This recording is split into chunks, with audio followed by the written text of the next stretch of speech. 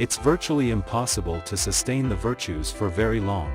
From the old state of consciousness. Because the old dangerous consciousness is dominated by ego. One of the greatest difficulties is handling this issue of ego and keeping it under control. So we need to reveal who we are. But we also need to master the art of who we are presented. As our best as it serves us and our children. As it serves us and our friends. As it serves us in our business. Your conscious awareness.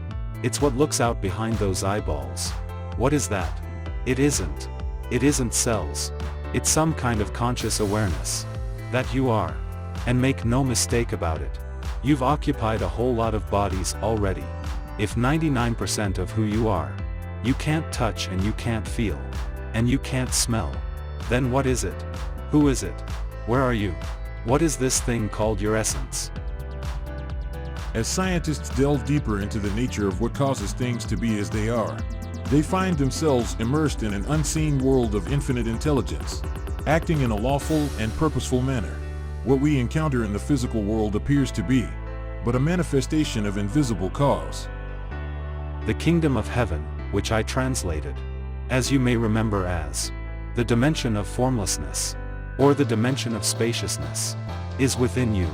And there's only one thing that matters, and that is to fight within you, that dimension of consciousness, and then live from that dimension of consciousness. But it is a constant and it never ends. But if we can make a personal appeal to ourselves, I want to constantly work on developing the positive side of my nature, and do my best to suppress that darker side that would not allow me to be most of what I can possibly be.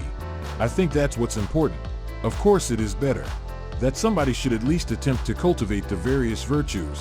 To cultivate this, it's a wonderful intention, and it's better than not trying to cultivate it. But ultimately you won't really succeed unless there's a shift in consciousness in you that is primary. Make sure what you do is the product of your own conclusion, not to do what someone else says.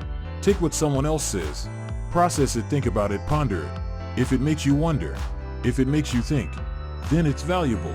Then when you go take action, make sure that the action is not what somebody told you to do. Make sure the action is the product of your own conclusion.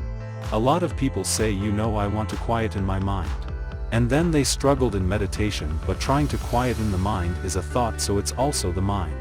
So you can't use the mind to quiet the mind, right? All you have to do is ask yourself, what am I aware of right now, and then favor the awareness instead of the experience.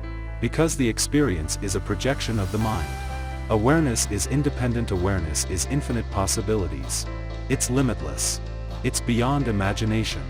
It's infinite, it's the real you that recycles as body-mind. People talk about reincarnation, but reincarnation is happening every second. Every thought that you have is reincarnated thought.